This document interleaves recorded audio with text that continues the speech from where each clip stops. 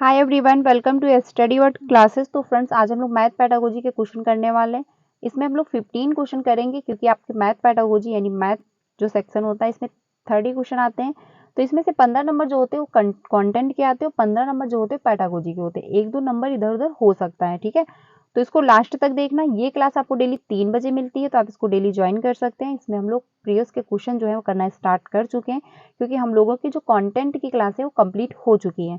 5 बजे की जो क्लास होती है उसमें भी हम लोग एसएसटी पेपर 2 डिस्कस कर रहे हैं, तो उसमें भी हम लोग प्रीवियस के क्वेश्चन भी कर रहे हैं, साथ ही साथ चैप्टर वाइज भी क्लासेस चल रही हैं।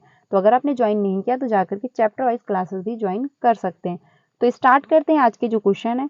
ये प्रीवियस का पूरा सेट है, बहुत ज़्यादा इंपॉर्टेंट क्वेश्चन आपको देखने को मिलेंगे, तो इसको लास्ट तक जरूर देखिएगा। स्टार्ट करते हैं। पहला है क्वेश्चन, गणित की शिक्षण अधिगम पर निम्नलिखित में से किसका प्रभाव जो है होने की संभावना न्यूनतम है। यानी कि जो टीचिंग लर्निंग है इन मैथमेटिक्स में, तो इसका इम्पैक्ट जो है वो कम देखने को मिलेगा। तो इसमें पहला है, मूल्यांकन के कारण छात्रों के आत्मविश्वास पर प्रभाव पड़ने के तरीकों की जानकारी होना। ठीक है। छात्रों के गलत उत्तरों के पूरे हल देना। तो इसमें आपका 2 ही ऑप्शन होगा क्योंकि इसका जो बताया जा रहा है संभावना न्यूनतम है। तो अगर आप छात्र जो गलती कर रहे हैं, मान लीजिए उन्होंने कोई गलत क्वेश्चन सॉल्व कर दिया, गलत तरीके से कर दिया है, तो आप क्या कर रहे हो, सीधे उसका आंसर दे रहे हो, तो यही इसका प्रभाव जो है वो न्यूनतम होगा। प्रतिपुष्टि की जो है गुणवत्ता में वृद्धि करना, तो ये भी आपका सही है। मूल्यांकन के परिमाणों के प्रयोग में शिक्षण में परिवर्तन करना, तो ये भी आपका सही है कि आप जो अपने टीचिंग मेथड में परिवर्तन ला पा रहे हो, जो आपको एवोल्यूशन के माध्यम से पता चल रहा है कि बच्चे को कहाँ पे मिस्टेक हुई है, कहाँ पे दिक्कत हुई, तो आप क्या है अपने परिवर्तन ला रहे हो मेथड में, तो ये तो आपका ऑप्शन सही है। लेकिन हमको निगेटिव आंसर देना था, तो निगेटिव का ऑप्शन आपका 2 सही हो जाएगा।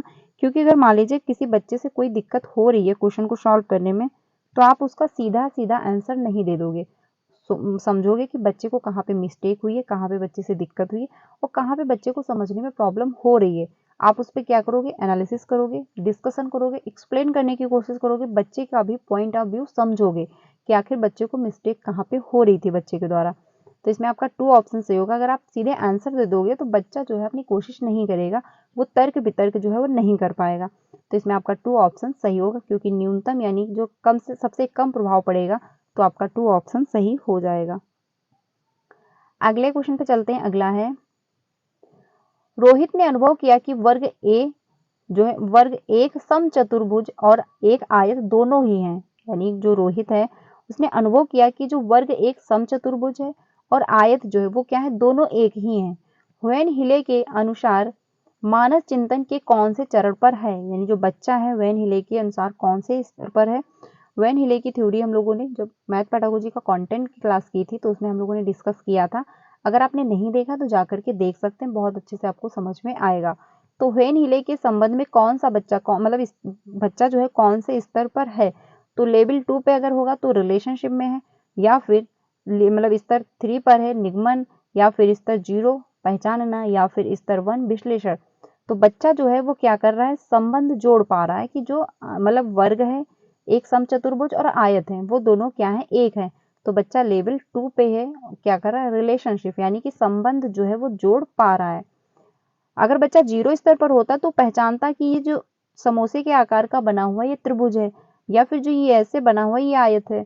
बच्चे का ध्यान कहाँ होगा, शेप और साइज पर होगा। लेकिन बच्चा यहाँ पर संबंध बना पा रहा है, तो बच्चा जो है लेवल 2 पे पहुंच चुका है और रिलेशनशिप यानी कि संबंध जो है वो जोड़ पा रहा है, संबंध जो है वो बना पा रहा है। ठीक है।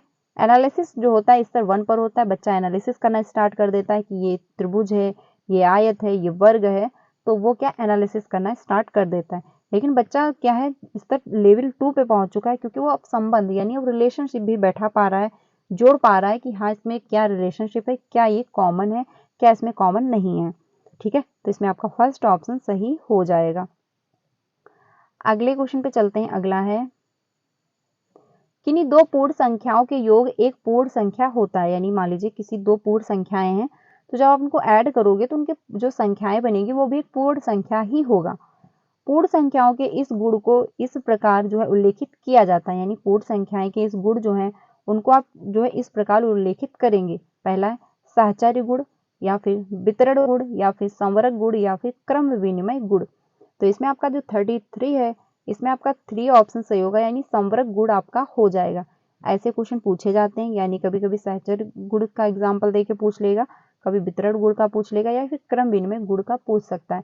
तो ये आप लोग ध्यान रखिएगा कि किसमें क्या होता है, क्योंकि ऐसा क्वेश्चन पूछ सकता है, आपके कंटेंट में एक चैप्टर दिया हुआ है। ठीक है, तो इस वजह से ध्यान रखना, इसमें आपका थर्ड ऑप्शन सही हो जाएगा। अगले क्वेश्चन पे चलते हैं। अगला है 34। इसमें बात कही गई है, गणित के शिक्षण अधिगम के विषय में निम्नलिखित में से कौन सा कथन सत्य नहीं है, यानी कि मैथमेटिक्स जो टीचिंग है लर्निंग इन मतलब इन इज इनकरेक्ट, यानी कि कौन सा जो है सही नहीं है। तो पहला है, नमूनों के अवलोकन और सामान्यीकरण से प्राथमिक कक्षा के विद्यार्थियों में गणितीय ज्ञान का सृजन किया जा सकता है। तो ये तो ऑप्शन आपका सही है। अगला है, गणितीय ज्ञान के सृजन में तर्क और वार्ता की एक महत्वपूर्ण भूमिका है। तो गणित में तर्क और सतर्कता तो बिल्कुल जरूरी है, और साथ ही साथ डिस्कशन भी होगा क्लासरूम में कि हाँ ये इसको ऐसे नहीं ऐसे सॉल्व करेंगे, इसमें ये मेथड प्रयोग होगा, इसमें ये फार्मूला लगेगा, तो ये तो होगा। गणितीय अधिगम एक सामाजिक प्रक्रिया है जिसमें संवाद सम्मिलित है। ये भी आपका सही है, क्योंकि गणित क्या है, आप जो गणित आप सामाजिक तौर पर भी, आप शॉप पे जा रहे हो तब भी अपनी मैथ का प्रयोग करोगे, क्योंकि प्लस माइनस कितने आपको पैसे वापस करने, कितने आपको पैसे देने, तो अपने दैनिक जीवन में भी उसको प्रयोग में ला रहे होते हो। लेकिन आपका ऑप्शन जो है 4 से होगा, क्योंकि गणितीय ज्ञान की रचना में संस्कृत और संदर्भ की कोई भूमिका नहीं होती। तो ये कहना आपका गलत होगा, क्योंकि अगर आपको पता ही नहीं मैथ है क्या, उसका क्या कल्चर है, उसमें कैसे क्या होता है, कितनी संख्याएं होती, कैसे हमको जोड़ना है, कैसे हमको घटाना है, तो इन सब की अगर जानकारी आपको नहीं होगी तो आप मैथ को नहीं पढ़ पाओगे, मैथ को नहीं सॉल्व कर पाओगे। तो इसमें आपका 4 ऑप्शन होगा, क्योंकि इसमें बात कही कि कोई भूमिका नहीं है। तो सिंपल सी बात है, आपका 4 ऑप्शन सही हो जाएगा। अगले क्वेश्चन पे चलते हैं। अगला है 35 पे। 35 जो है, इसमें बात कही गई है, प्राथमिक स्तर पर संख्याओं को पढ़ाने के लिए निम्नलिखित में से कौन सा कथन सत्य है, यानी कि प्राथमिक स्तर पर बच्चों को आप क्या करो, संख्याएं पढ़ा रहे हो, तो उनके बारे में कौन सा कथन जो है वो सही है। तो पहला ऑप्शन है, यानी कि 35 जो है पहला है, संख्याओं की अंतर्दर्शी समझ को प्रोत्साहित किया जाना चाहिए, संख्याओं को लिखना अनुक्रम में पढ़ाना चाहिए, साथ ही साथ गणना से पहले संख्याओं को संख्यांक रूप में लिखना सिखाना चाहिए। ये कहना गलत होगा कि आप गणना से पहले, यानी बच्चे काउंटिंग करना सीख नहीं पाए हैं, आप क्या कर रहे हो, संख्यांक के रूप में लिखना सिखा रहे हो, तो ये जो है पॉसिबल नहीं हो पाएगा, क्योंकि बच्चे क्या है, छोटे क्लास के हैं।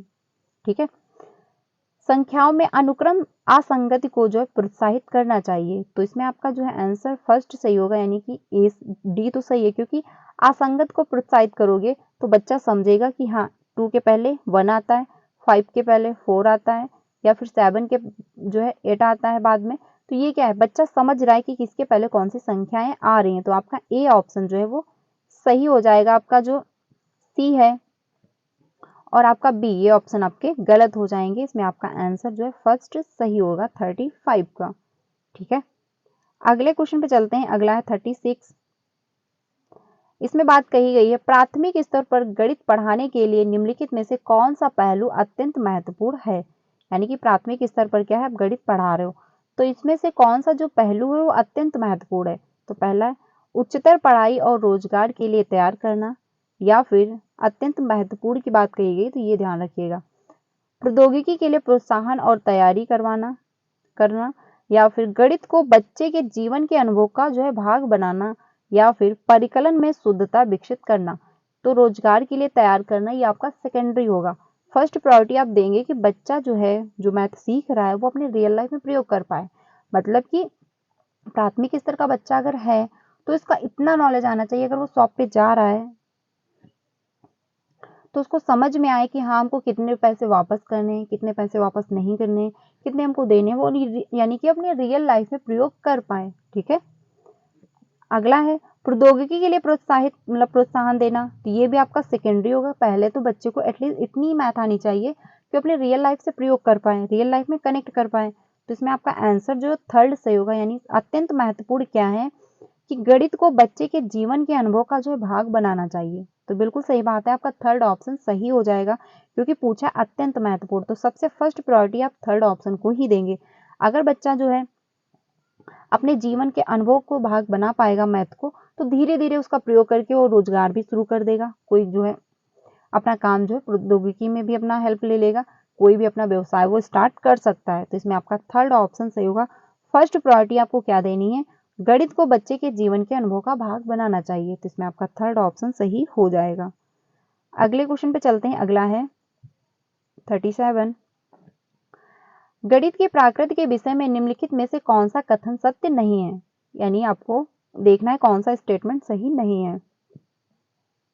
पहला है, प्राथमिक स्तर पर गणित प्रत्यक्ष है और कल्पना की आवश्यकता नहीं है, यानी कि प्राथमिक स्तर पर जो गणित होती है प्रत्यक्ष होती, जो भी है प्रेजेंट होता है, उसमें क्या कल्पनाएं जो होती वो नहीं होती, क्योंकि छोटे बच्चे होते हैं वो कल्पनाएं जो है नहीं कर पाते हैं। ये तो आपका ऑप्शन सही है। गणित में विचारों के सही संचारण के लिए विशेष शब्दावली का प्रयोग होता है, ये भी आपका ऑप्शन सही है। लेकिन हमको क्या है, निगेटिव आंसर देना, क्योंकि क्वेश्चन जो है वो निगेटिव है। गणितीय ज्ञान की संरचना में तर्क कौशल जो है महत्वपूर्ण है।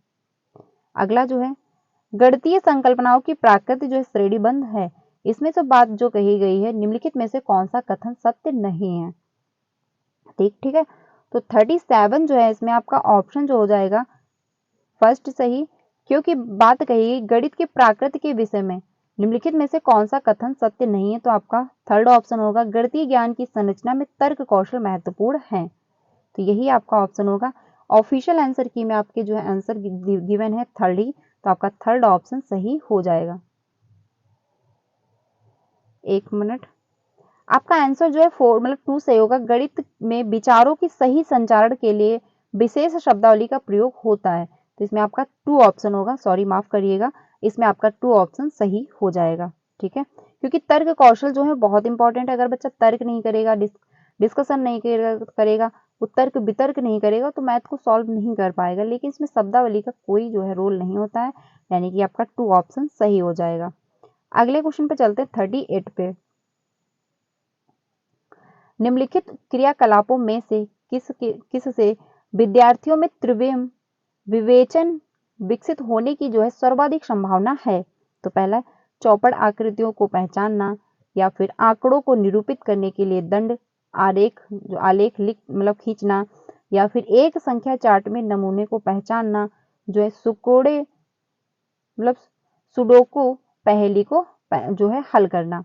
तो इसमें आपका 38 जो है फर्स्ट ऑप्शन है, चौपट जो आकृतियों को पहचानना। तो इसमें आपका फर्स्ट ऑप्शन जो है वो सही हो जाएगा। अगले क्वेश्चन पे चलते हैं 39 पे। बच्चों को भिन्न की संकल्पना पढ़ाने के लिए निम्नलिखित में से क्या अत्यंत उपयुक्त है। तो आपका संख्या चार्ट है, आपका अगला जो है क्रिंजीनियर जो छड़े हैं, या फिर गिनतारा है, या फिर जियो बोर्ड है।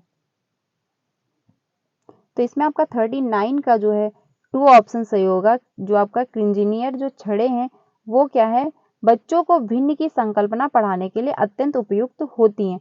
तो इसमें आपका 2 ऑप्शन सही हो जाएगा। अगले क्वेश्चन पे चलते हैं।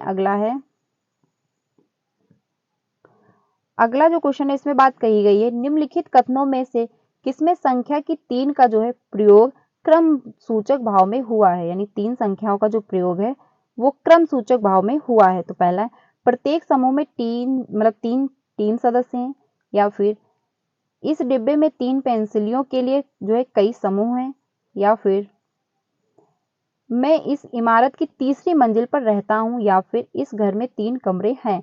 तो बात कही गई जो है प्रयोग क्रम सूचक भाव में हुआ है।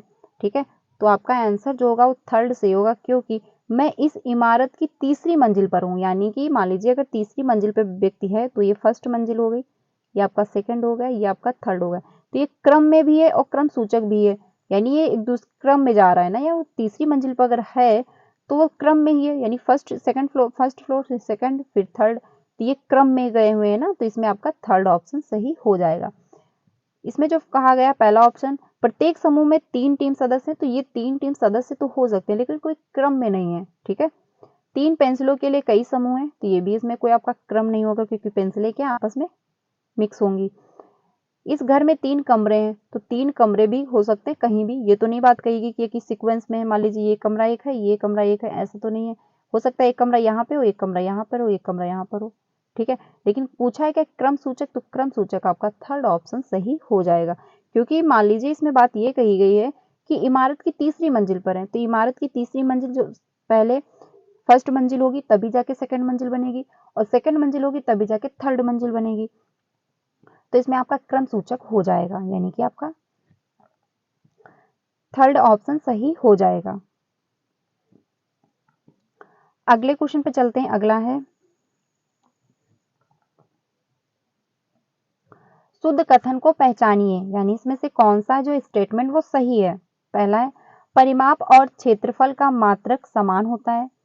किसी आकृति का आकार उसके परिमाप का निर्धारण करता है। यदि दो आकृतियों का क्षेत्रफल समान है तो उनका जो परिमाप है वो समान होगा।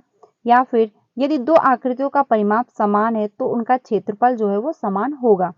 तो इसमें बात कही गई शुद्ध कथन को पहचानिए, तो इसमें आपका आंसर जो है वो 2 सही होगा, यानी कि किसी आकृति का आकार उसके परिमाप का निर्धारण करता है। ठीक है, यानी कि मान लीजिए अगर कोई आकृति दी गई है तो उसका आकार क्या है, जब जो उसका आकार होगा वही उसका परिमाप बनेगा जाकर के।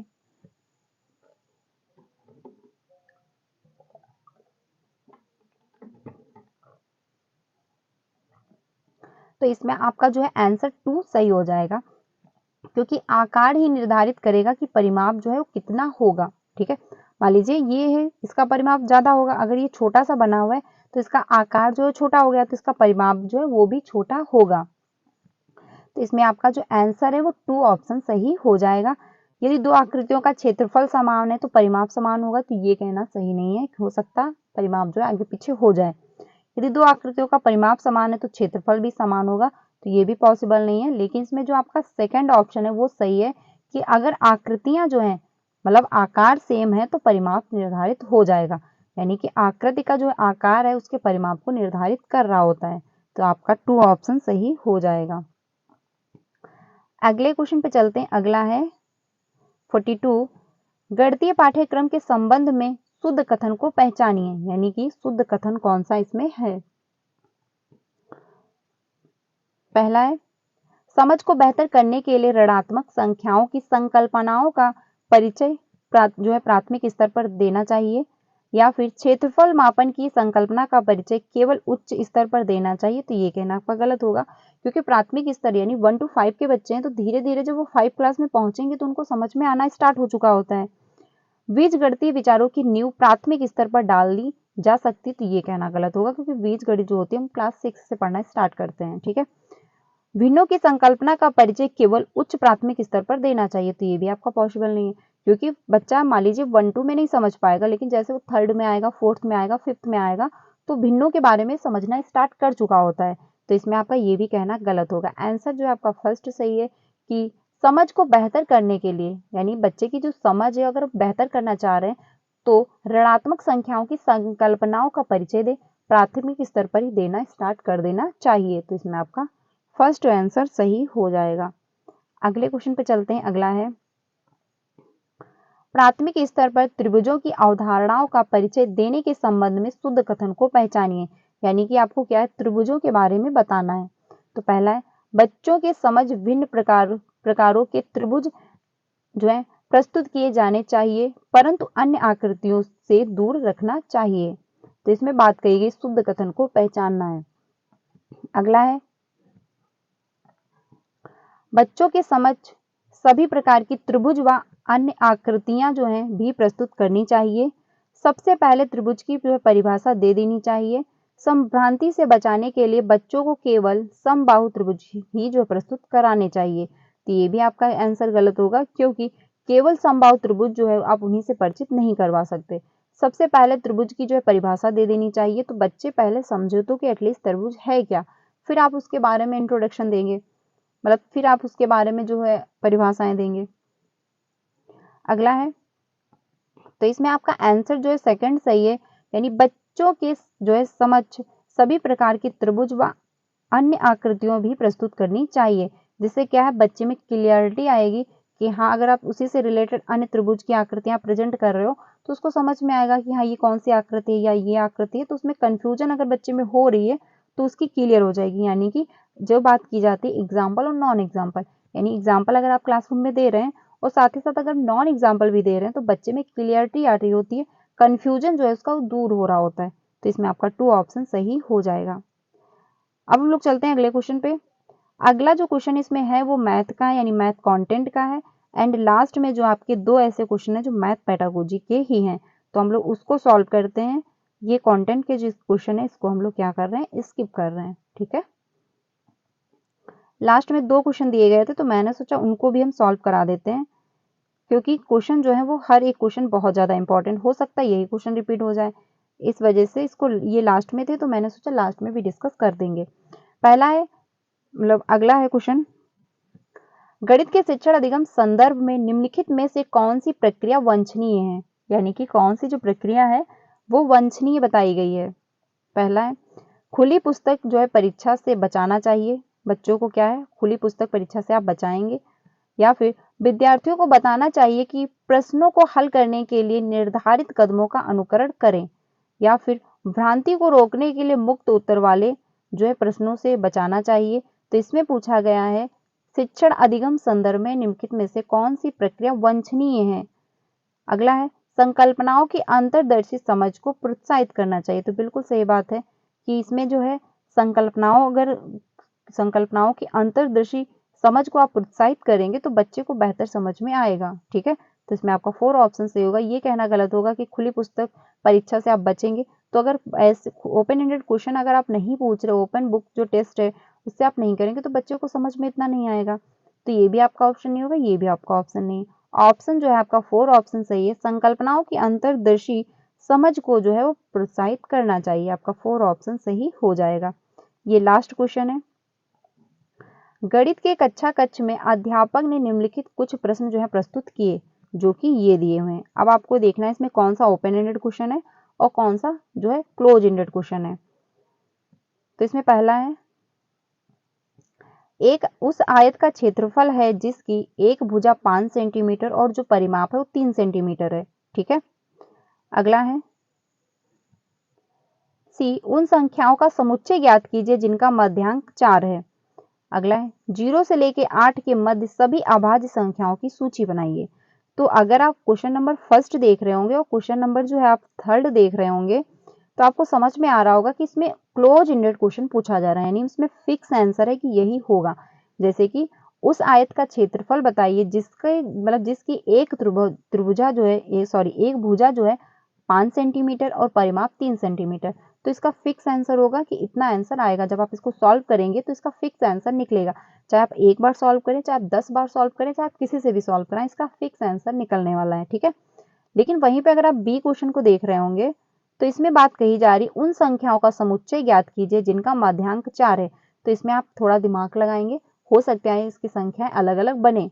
ठीक है, और वहीं पे जो सी है इसमें बात कहेगी 0 से 8 के मध्य सभी अभाज्य संख्याओं की सूची बनाइए।